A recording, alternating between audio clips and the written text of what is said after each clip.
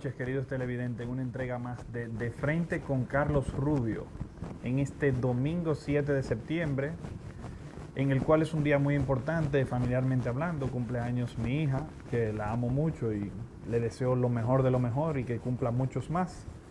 Espero que hoy haya sido un día bueno para ti, ayer tuve la celebración. Y quiero decir también ya en otro ámbito entonces, dar un pésame al mundo de los aficionados del pop rock latino, y es la muerte del jueves 4 de septiembre del 2014, perdón, en el cual murió Gustavo Cerati. Gustavo Cerati, para los que son de mi generación, fue un gran ídolo con el grupo de rock Soda Stereo. Fue un grupo que tuvo canciones muy famosas como Música Ligera, Persiana Americana, Ella usó mi cabeza como un revólver, diferentes discos, los cuales fueron muy importantes quizás para muchos de nosotros porque era un mensaje más elaborado, aunque a veces era un poco deprimente, era algo más elaborado y más impactante, lo cual nos dio una calidad de rock latino muy superior a lo que había en el momento y muy superior a lo que yo considero personalmente que hay hoy en día.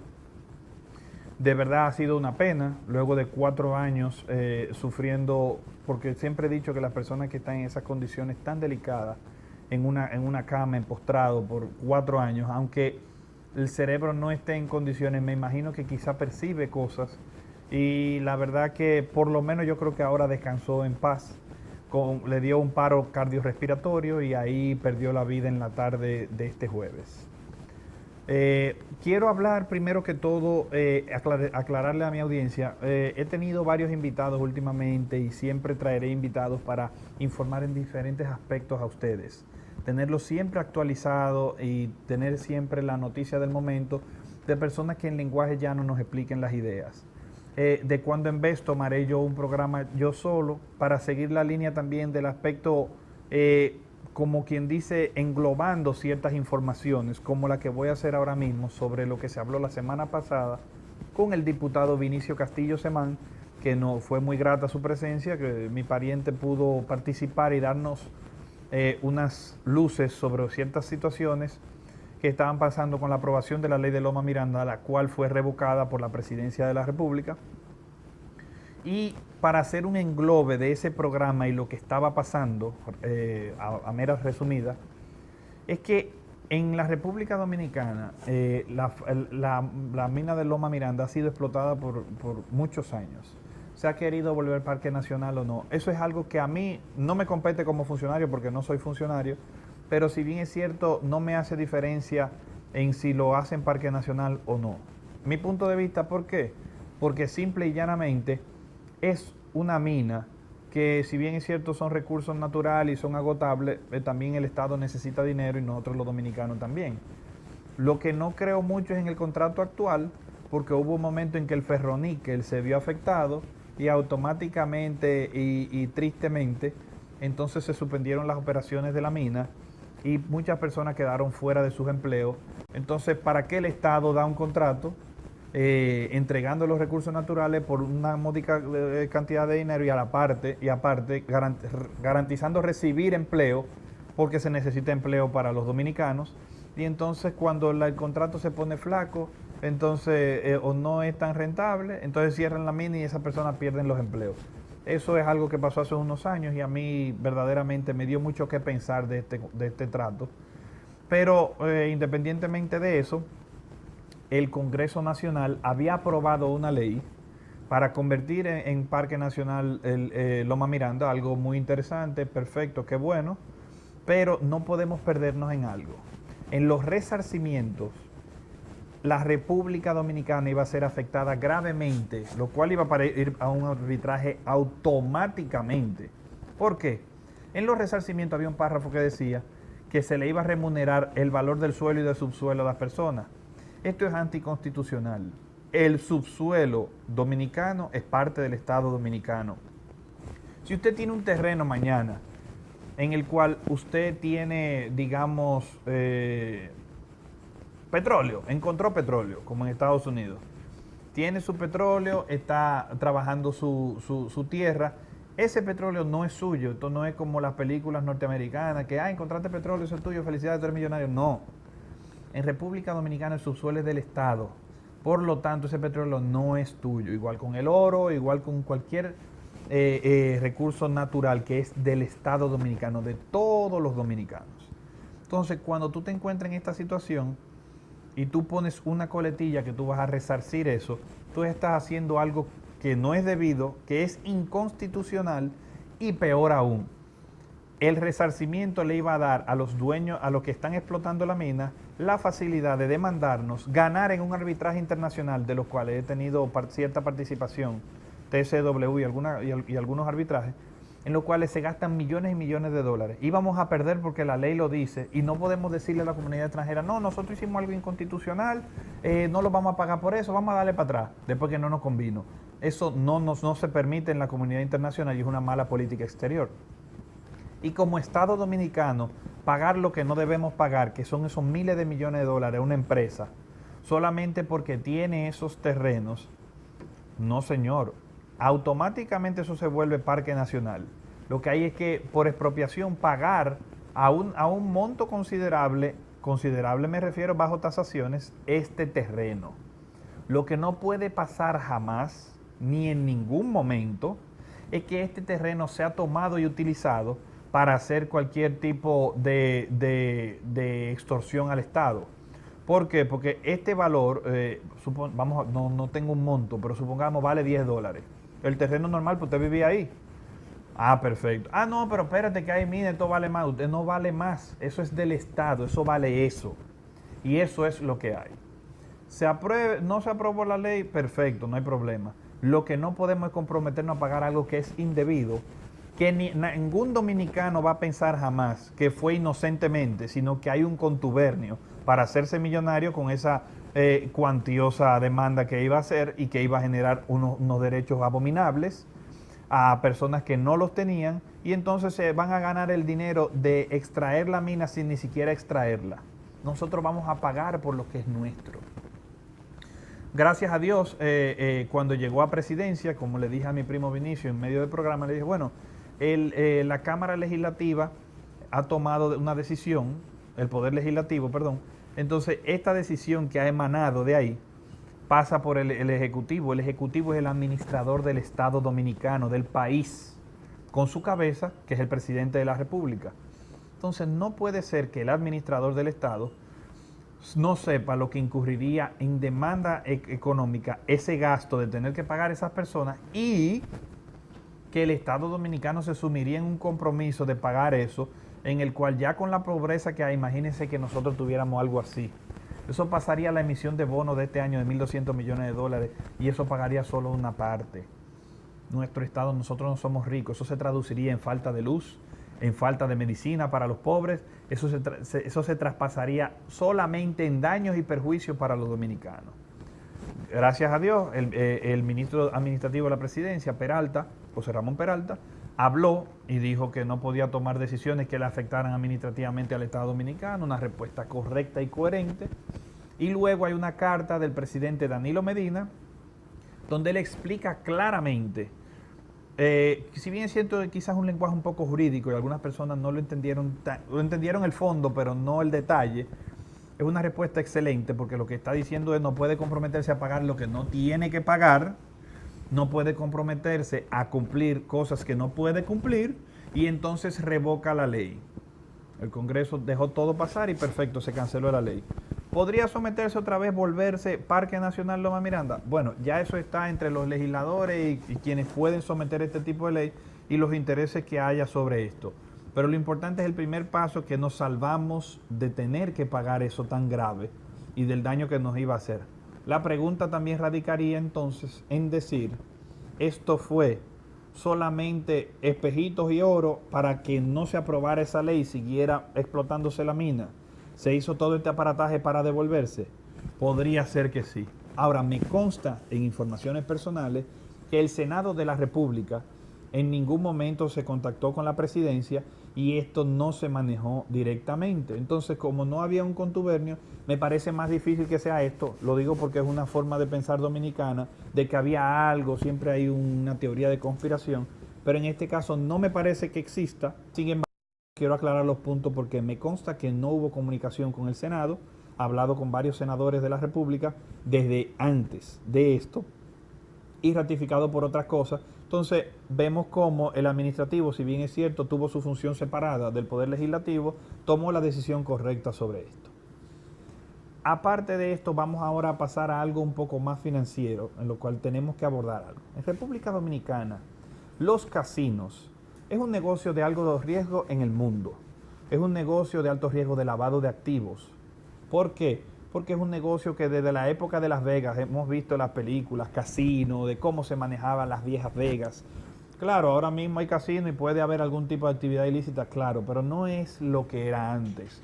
No es ese boom que hubo en una época y no es ese poder que llegó a tener ese imperio en un momento dado en ese aspecto de criminalidad.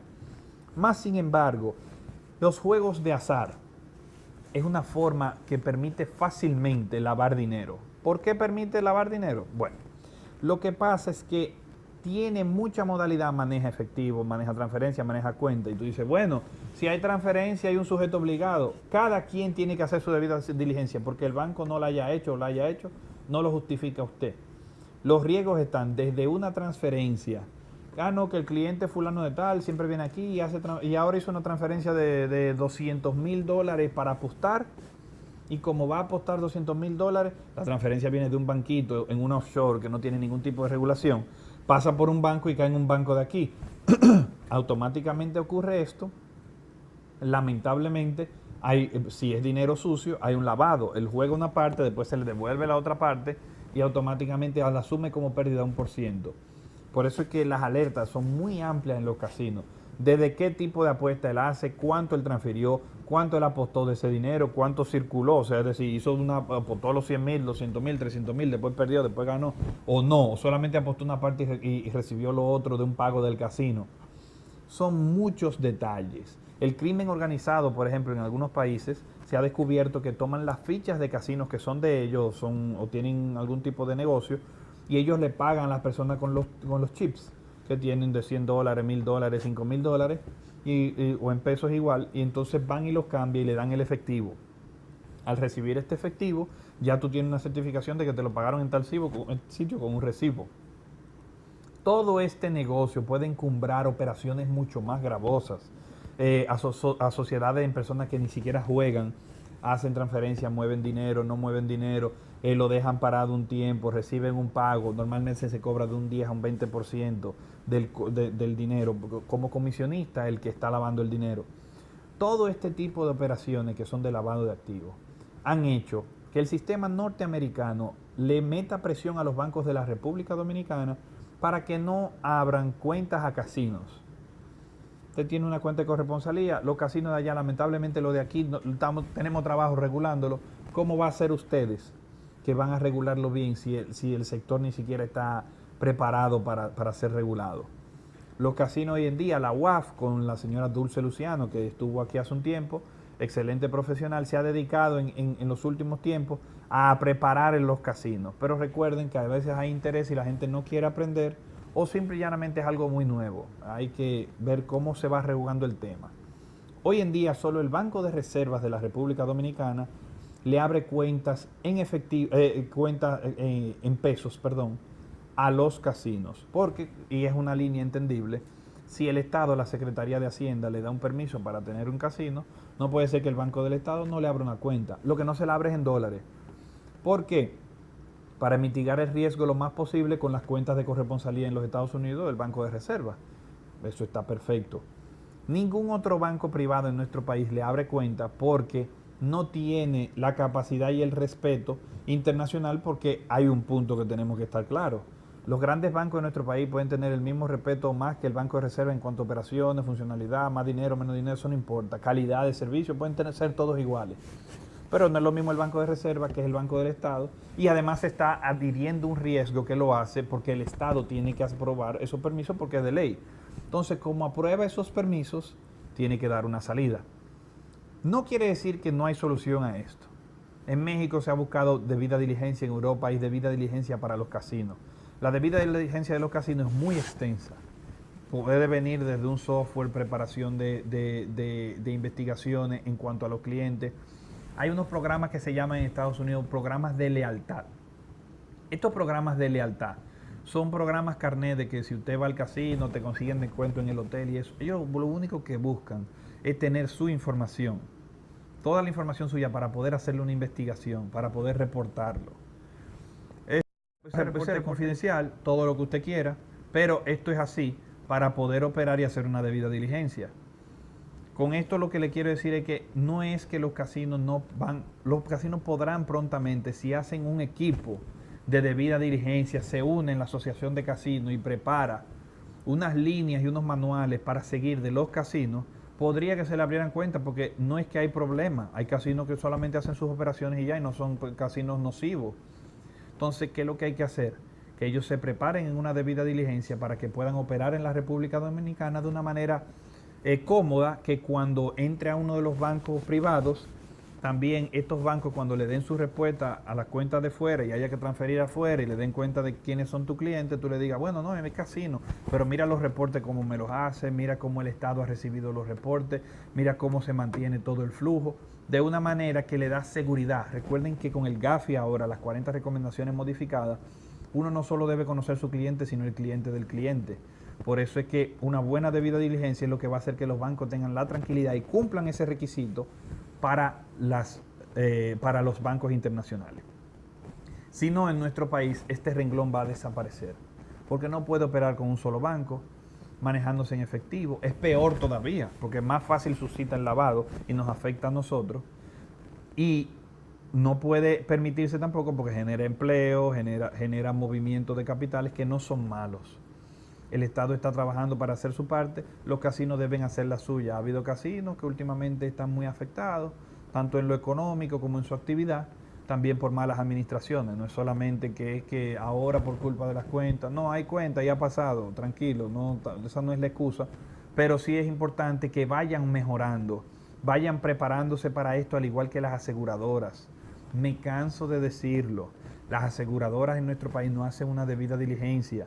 La debida diligencia es muy débil en este sector y es un sector financiero.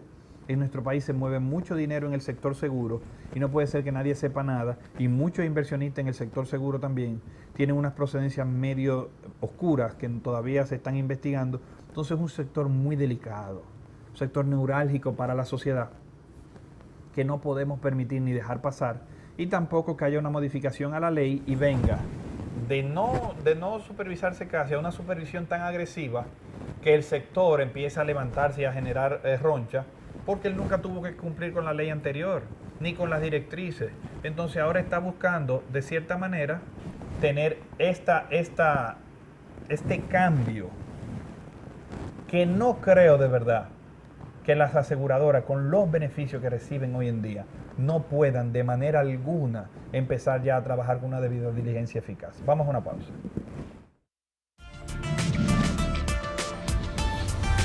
Si fueras candidato a una posición electiva y te tocara hacer tu campaña electoral entre miles de propuestas, ¿qué harías para diferenciarte? ¿Qué haría? Está difícil la pregunta. Bueno, prometerle a la gente que me sigue. Una tarima en el malecón. No sé, tendría que estudiar eso primero. Ahí otra pregunta.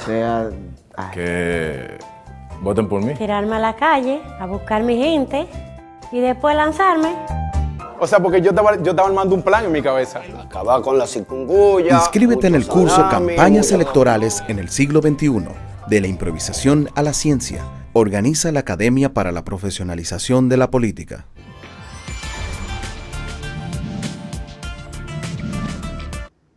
Regresamos con De Frente con Carlos Rubio, que se estaba diciendo principalmente sobre el sector seguro, y es que en nuestro país no hay una debida diligencia y es un sector muy vulnerable.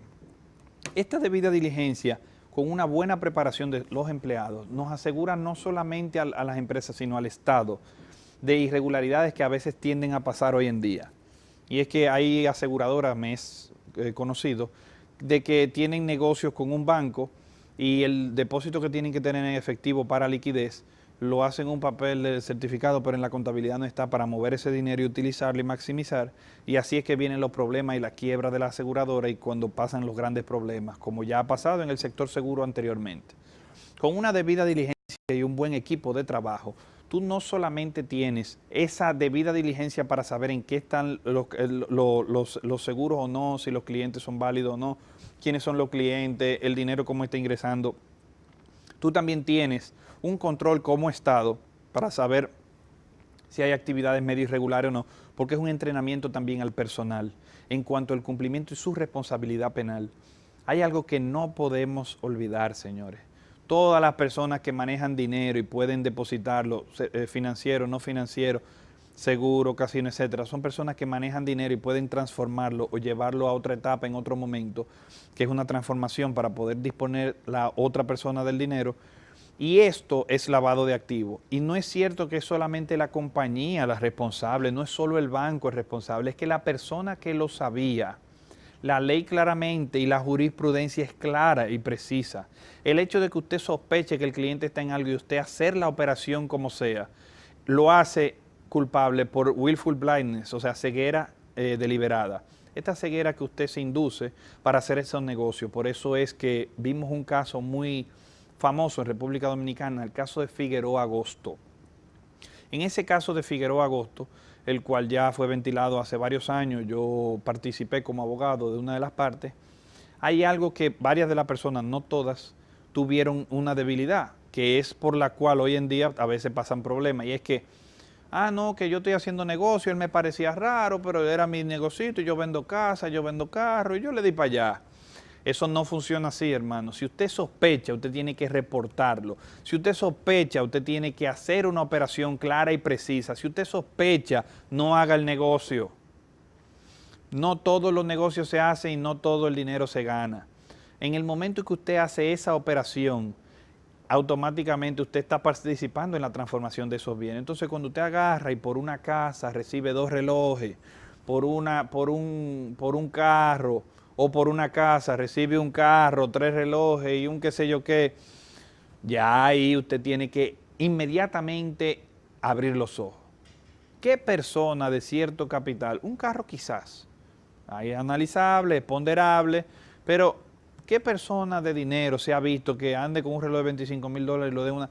Bueno, pues entonces, si esa persona, no, bueno, esa persona es fulano de tal, tiene dinero de toda la vida, es fulano. Bueno, está bien, no hay problema.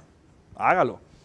Pero una persona que llega de la nada, aparece, hace ese negocio y usted dice, bueno, yo voy a vender este apartamento, yo tengo que salir de eso y ganarme mi comisión. Yo tengo que vender ese carro y yo tengo que ganarme mi comisión. Y este negocio tiene que salir. Además le gano a la venta del reloj y me gano un dinero. Quizá usted no tiene la intención de lavar, pero usted sabe que hay algo y está ignorando. Eso la ley lo prevé. Y la ley, una vez promulgada, se reputa conocida por todos.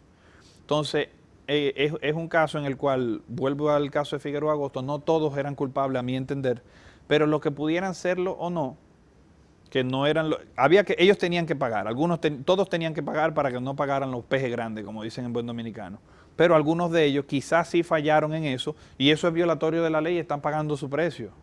Entonces, en esa situación, en el caso de los que son culpables, esa persona lo tomaron a la ligera. Hay otros que, a mi entender, no fueron culpables y están pagando la pena de otra cosa. Bueno, ya eso es una injusticia y eso en Estados Unidos ahora mismo se está discutiendo porque el sistema se considera que está fallando, porque en muchos casos se han demostrado luego de 30 años que la persona era inocente. Eso ya es un debate sobre el sistema jurídico nacional y la política de Estado, que es muy delicado, muy amplio y no podemos tratar en el día de hoy para poder allanar esta idea, sino con las ideas generales que tenemos. Entienda que cuando usted está vendiendo un carro, quizás si usted solo vende un carro, es su carro, lo vendió y el tipo le dice, mira, te voy a dar esta camioneta y 300,000 pesos, no es nada. O sea, y usted no sabe quién es, usted ve, tiene su cuenta, vamos a hacer el negocio.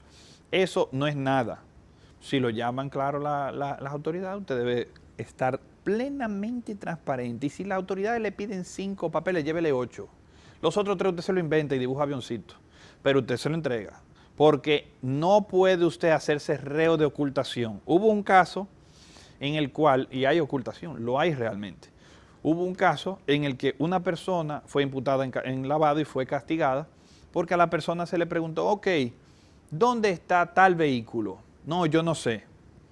Vehículo de cierto valor, no era cosa, pero eran unos millones. No, yo no sé dónde está el vehículo. Y él sabía por qué lo había llevado y había filmaciones y había pruebas de que él lo había llevado a ese sitio. Eso es ocultación. artículo 3, literal A.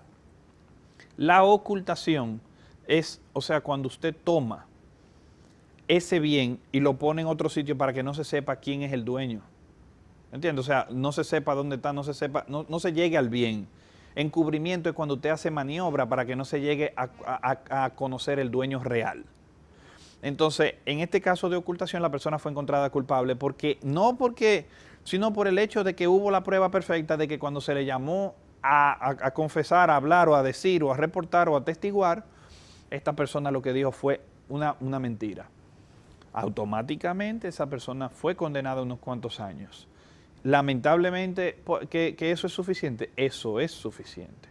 Entonces, llevándolo otra vez al aspecto macro, no podemos entonces como instituciones financieras, como las aseguradoras, instituciones que manejan capitales como los casinos, que sigan o se tendrán que extinguir o tendrán que aplicar una política de competencia, una política de cumplimiento más adecuada. El sector seguro está muy vulnerable ahora mismo. Las autoridades de superintendencia de pensiones están trabajando fuertemente en mejorar esta debida diligencia, más sin embargo, las aseguradoras están tímidas y no están haciendo lo que es debido, en su mayoría, no todas, no puedo hablar por todas, pero la mayoría. Entonces, el sector tiene que cuidarse como sector primero. No puede estar haciendo y tomando las cosas a la ligera. La ley es la ley. Y usted trabaja en esa aseguradora, usted trabaja en ese casino y usted podía sospecharlo. El casino como persona jurídica puede ser procesado civilmente, penalmente, pero con resarcimiento civil, porque tú no puedes meter una compañía preso. Pero la persona material, o sea, el directo, el que tenía el dominio para ejercer el delito, automáticamente cambia la historia y usted puede caer preso por eso. Ah, no, que yo no sabía, no, eso ya no existe. Así como no existe para lo que venden casa, para lo que venden carros, tampoco existe para ellos, tampoco existe para los que tienen banca de apuestas, que manejan mucho dinero y mueven aquí, mueven allá. Bueno, yo no sabía, él apostó tanto. Ajá, ¿y cómo él sabía que él iba a ganar y apostó tanto y ganó tanto? Y a ti no te importó y seguiste operando, ¿qué pasó? ¿Qué tú hiciste? Son cosas que Colón acabó con todos los indios. Eso dice una persona que yo quiero mucho de pequeño y he adoptado esa frase bastante mía. Esto es algo que debemos tomar en cuenta. Ahora, siguiendo esa línea financiera, el gobernador del Banco Central, que fue ratificado hace una semana y pico en su posición, y la vicegobernadora, ha hecho una declaración muy importante en los medios, y es que en 10 años ha habido un crecimiento de un 245% de la inversión extranjera. Algo que es bueno, debería ser más, pero es bueno. Pero el punto está no en ese, no es más, porque aquí no hay garantías y el riesgo reputacional está mejorando, pero a un paso muy lento. Puedo decir que en los últimos 2 años la reputación de la República Dominicana internacionalmente ha mejorado mucho en cuanto a la inversión, pero lamentablemente todavía aparecen funcionarios que si tú no te alías a ellos, te cobran, te dan peaje, te complican las operaciones. No me ha pasado a mí, no sé si es que me tienen miedo o qué, o yo he sido el más suertudo, pero muchas personas que conozco han tenido dificultades con ciertas personas y se les ha hecho difícil. Esto no es de ahora, esto es una práctica del gobierno de siempre. ¿Qué pasa con eso? Se ha complicado en los últimos tiempos, pero parece que está mermando, no lo sé. Pero sí quiero decir algo y que esté claro para los dominicanos. No podemos permitir que nos falte la inversión extranjera. Es demasiado importante para nuestra economía, para nuestra producción nacional, que no es lo suficiente para nosotros. Entonces, cuando estamos en una situación tan delicada, económicamente hablando, endeudados bastante agresivamente, el Estado ha cumplido últimamente y está teniendo una política de pago muy efectiva, sí, no se puede negar, pero es mejor no estar endeudado, o estar endeudado lo menos posible, mientras menos % del Producto Interno Bruto, mejor. Entonces, ¿qué quiero resaltar con esto? Aunque ha sido buena la inversión extranjera, ese progreso dominicano en ese aspecto ha sido también, no ha sido lo suficiente debido a parte en corrupción, como el caso que hubo con los ingleses, que hubo un problema aquí. Al parecer eso ya se solucionó y hay unas mejores miras. Y también la falta de cumplimiento. Porque yo le digo algo, señores, si aquí hubiera cumplimiento, eso de que a veces un funcionario pide peaje o no, hasta más fácil se captura, se entiende y el Estado puede resolver con ese funcionario más rápido. Porque si hay cumplimiento por parte de las compañías, hay un seguimiento de la debida diligencia, de las operaciones, de todo, transparente con el Estado puede entender si de verdad un funcionario está abusando o no está abusando. Hay un control más arduo y es dado, porque el Estado no puede estar persiguiendo a todo el mundo en toda la compañía y pidiéndole estatuto y pidiendo esto y pidiendo lo otro, y quién tiene compañía, quién tiene acciones, quién no tiene, qué está haciendo. Eso debe hacerlo usted. Usted quiere transparencia, hágalo usted. Y eso es lo que le va a traer a usted, es que el país mejore. Porque los clientes de fuera normalmente no vienen aquí buscando. Hay ciertos que sí, claro, como en todo. Pero el que ya está establecido fuera y quiere poner un negocio de X aquí, normalmente quiere hacerlo todo por las reglas porque viene de una política donde se hacían las cosas por las reglas. Entonces, a esas personas tú le demuestras que hay esa seguridad que tú mismo se la aplica en la compañía, en el negocio que tú tienes con ellos. Ellos entienden que ese es el Estado, el país que funciona así. Y le da más confianza de traer más personas, de traer más dinero a ellos, de traer más cosas. Y entonces el riesgo país baja. Cuando los índices bajan, por ejemplo, nosotros podríamos mejorar mucho en el doing business de ciertas cosas que se han ido mejorando, pero ese tipo de encuestas que reflejan el Estado, mientras mejor estén, mejor nos va a nosotros. Y nosotros debemos cuidar eso como la niña de nuestros ojos. Nuestro país, todos sabemos que no tiene la producción nacional más agresiva del mundo. Somos una isla. Tampoco contamos con un terreno inmensurable para poder producir lo que sea. Esto es una isla. Nosotros estamos destinados por la globalización a ser de servicio. Esto no es que queramos o no. Esto es que esa es la vía que nos conviene. Entonces, si necesitamos enfocarnos en servicios financieros, vamos a hacerlo lo más impecable posible, vamos a hacer buen cumplimiento, vamos a hacer una transparencia adecuada con las autoridades para que eso se refleje en mejores oportunidades con fuera. Entonces, cuando hay transparencia, que es lo otro que digo, si usted se encuentra un funcionario que le pide dinero y usted tiene transparencia, automáticamente usted puede reportar, usted puede manejarlo y usted tiene cómo, porque el Estado sabe lo que está pasando y usted puede ser transparente de dónde es el abuso. Si usted no lo es, entonces es más difícil para usted reclamar, ¿verdad? Porque usted estaba esperando hacer ese negocio, esperando esa oferta, le convenía y ahora después no le convino y por eso se quiere quejar o esa persona lo ayudó a posicionarse. Entonces ya que ese funcionario no me sirve, ahora yo quiero seguir solo y lo quiero traicionar. Es cierto, el funcionario en ningún momento debía hacerlo, pero usted se aprovechó del ilícito para hacer su producto y luego usted quiere entonces también salir de él. Entonces, vamos a llevar el país con transparencia, que es nuestra viga, nuestra espina dorsal, ahora mismo es la inversión extranjera. En nuestro país, el centro financiero de los Vicini tiene mucha esperanza, mucha preparación y puede traer excelentes oportunidades laborales y económicas a nuestro país, traernos aquí, van a invertir en el mercado bursátil que nos está llevando a hacer más cosas. Las instituciones tienen que esforzarse en eso, pero también nosotros en el ejercicio privado como dominicanos tenemos que tener una conciencia y una actitud de negocios más transparente y menos pensando en los chanchullos y los truquitos y las cosas, sino más enfocado en hacer un negocio transparente y claro. La competencia es dura, demándelo, hay política de competencia. Usted no sabía que en nuestro país se puede descubrir que una persona, y se ha descubierto en un caso que yo participé, que una compañía estaba haciendo dumping porque estaba lavando dinero y estaba acabando el mercado. La gente creía que era porque los inversionistas de fuera querían traerlo y querían meterse a la fuerza. No, lo que pasa es que querían lavar el dinero y de paso entonces se quedan con el mercado y ya después pueden lavar y tener ganancia, mejor todavía. Entonces, todo esto hay las herramientas estatales y se cumple en el Estado. Si usted se va y se presenta y se esfuerza y usted tiene transparencia en su negocio, usted va y dice, no, mira, aquí yo estoy pagando mi impuesto, esto es lo que hay, este está vendiendo un precio que no puede vender. No se preocupe, que la política de competencia lo van a ayudar, hay oficinas para eso y hay instituciones que lo van a ayudar a resolver ese problema y usted va a poder estar en el mercado y vivir mejor.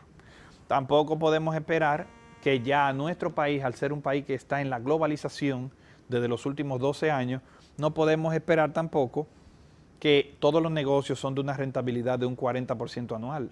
Aquí yo conozco empresarios que lo que quieren es, no, pero si yo no me gano un 28, no estoy ganando, no, pero usted se está ganando un 17 anual.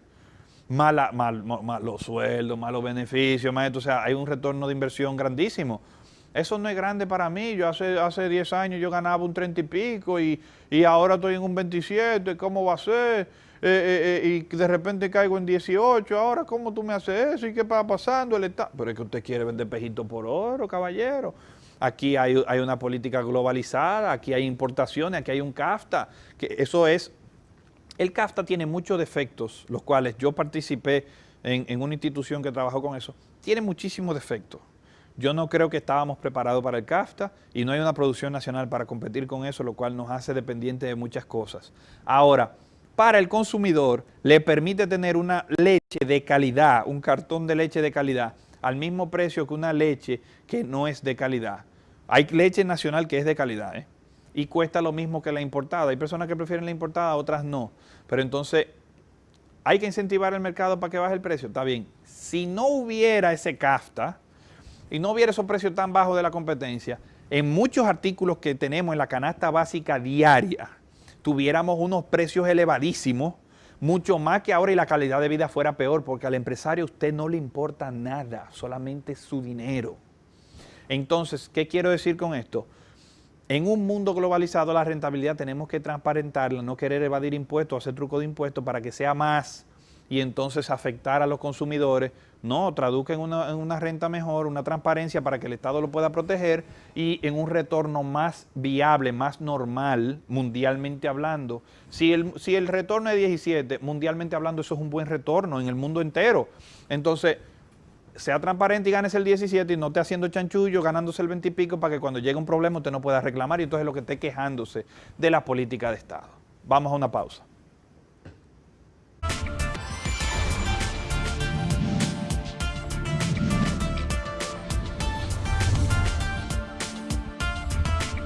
Si fueras candidato a una posición electiva y te tocara hacer tu campaña electoral entre miles de propuestas, ¿qué harías para diferenciarte? ¿Qué haría? Está difícil la pregunta. Bueno, prometerle a la gente que me sigue. Una tarima en el malecón. No sé, tendría que estudiar eso primero. Ahí otra pregunta.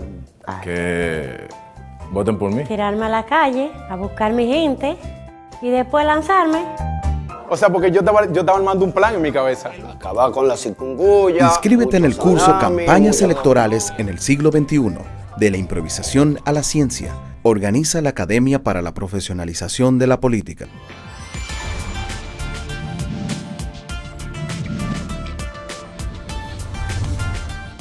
Buenas noches. De frente con Carlos Rubio. Siguiendo más o menos la línea de lo que estábamos hablando, es importante que también toquemos el tema. En México se ha hecho una prioridad. El lavado de activos y el narcotráfico es algo que tenemos muy bien sabido y es algo que no es de ahora, es algo que ya tiene un buen tiempo. Y la verdad que me gusta resaltar esta noticia que la recibí esta semana, y es que en México, aún con el miedo que hay del reporte, porque denunciar en materia de lavado en México, costar que te corten la cabeza a ti y tu familia y te pongan en el puente más cercano. Entonces, es increíble que hubo 10 millones de denuncias en materia de lavado. 10 millones en el último año. Eso es un monto grosero, ya que estas denuncias no se refieren a las del Estado, se refieren a los de particulares. Entonces, esto quiere decir que aún en circunstancias tan adversas, se está luchando hasta por la misma ciudadanía para rechazar, porque recordemos que el lavado de activos es la forma en que los estados, dicho por la ONU, han decidido para atacar el crimen organizado, porque es donde está el dinero y la gente vende droga por el dinero, no por otra cosa. Entonces, el pueblo mexicano ha demostrado que 10 millones de sus habitantes entienden que aún el riesgo que hay, no pueden permitir el lavado de dinero por lo que les está generando, el daño que les está haciendo con ese crimen organizado. Y eso merece un aplauso, el hecho de que las personas se sacrifiquen de esa manera, aún con la misma corrupción estatal que hay en ese país. O sea, cuando hay tanta droga y tanto crimen organizado, la delincuencia ya no viene solamente administrativamente por la avaricia y eso, sino también por las presiones políticas. Un funcionario tiene miedo de que le maten su familia. Un funcionario llegó a ser funcionario porque era socio de un capo. Muchas cosas. Esto también se vio en el caso particular de Berlusconi, como resaltó que al jefe de la mafia de la Cosa Nostra, él le daba 250 millones de euros cada 6 meses. Recordemos que Berlusconi, antes de incursionar en la política, era un empresario, y lo es aún, de los más ricos de Italia. Y tiene una finca del tamaño, una cosa monstruosa. Tiene casas, tiene millones y millones de euros. Tengo un cliente que su hijo fue el director, apellido Lazarov, de Telecinco, en Italia, que lo conoció muy bien y trató con él y su familia. Y me cuenta cómo él era un empresario muy poderoso. Entonces, para que ustedes vean cómo en el país donde se empezó a luchar con el crimen organizado, con Giovanni Falcone, cuando los matan, cómo ha habido lucha contra el crimen organizado en Italia. Aún así, en el 80 y pico, un empresario famoso y poderoso tenía que pagar ese peaje. Se dice y se entiende que él se metió a la política para obtener la protección política. Porque cuando usted ya es político y tiene cierto poder y tiene cierta seguridad, ciertas cosas, es más difícil, como dicen buen dominicano, marcharle. Pero usted se imagina lo que es 500 millones de euros al año en el 80 y pico. Eso es una monstruosidad de dinero. Quiere decir que él producía mucho dinero. Y es una persona millonaria. Para las personas que han pensado y han dicho en algunas ocasiones que él es millonario por la política, eso es un error gravísimo. Él, si bien es cierto, ha tenido un manejo político muy que deja mucho que desear para muchas personas, y la verdad es que él sigue siendo un empresario que vivía su vida como quería, y es derecho de todo civil, y no pudo quizá acoplar eficientemente eso con la política, más sin embargo, tiene un poder político porque logró un arraigo bien poderoso en su partido. Tanto es así que hubo un momento dado, a finales del año pasado, principio de él pidió a sus funcionarios que se detuvieran de operar un día para meter presión, y lo hicieron. Es un hombre con mucho poder y demuestra cómo el crimen organizado ha permeado todas las instancias y cómo las personas, como sea, siguen luchando. Entonces, ¿cómo no podemos hacer eso en nuestro país? En nuestro país, señores, y yo sé que es difícil de pensar, no tenemos por qué ir siempre o pensar siempre que la solución es el negocio gris. No, caballero, el negocio blanco funciona, pero la transparencia con el Estado es lo que te va a permitir de una manera eficaz recibir la remuneración y la protección que tú necesitas para cuando haya competidores desleales. Personas que te quieran hacer daño, personas que quieran tumbarte el negocio porque están lavando dinero, personas porque quieren hacer dumping por simple y llanamente entrar en el negocio. Como somos más vulnerables por el CAFTA y por los tratados internacionales y las políticas de la Organización Mundial de Comercio, el trato nacional y la nación más favorecida, que eso pueden buscarlo en internet, trato nacional es que a todas las personas que estén en el país haciendo negocios, se le debe dar el mismo trato, sean extranjeros o nacionales. Tiene que ser la misma política, el mismo Estado. No se le puede cobrar más impuestos a uno que a otro, no puede nada. Ese trato nacional y la nación más favorecida son los dos principios pilares de la Organización Mundial de Comercio. Es que usted, en nación más favorecida, necesita dar las mismas condiciones, aparte de los tratados regionales, como es el CAFTA. Si, por ejemplo, yo le doy un beneficio a Corea del Norte, a Corea del Sur tengo que dárselo también, si no hay un tratado que haga una diferencia.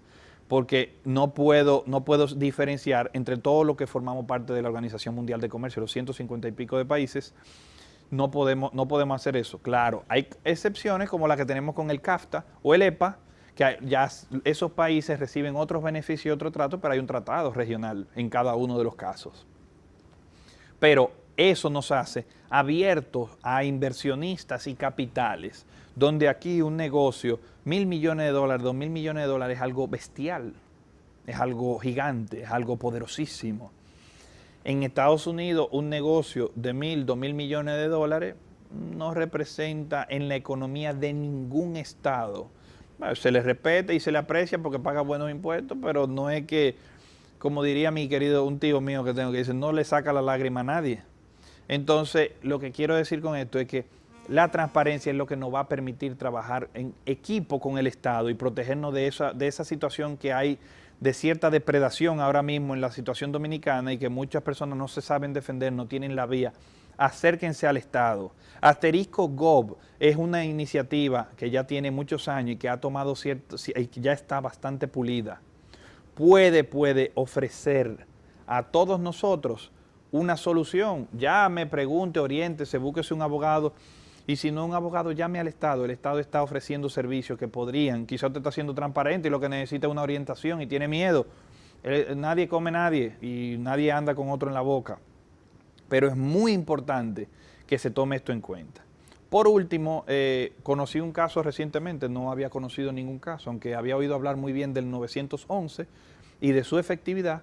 Conocí una persona que el 911 le salvó la vida en una trifulca, que era una especie de atraco trifulca, un poco extraño, y la verdad que la policía arribó en 6 minutos y pico, o sea, no se había desarrollado bien el asunto y ya había llegado la policía.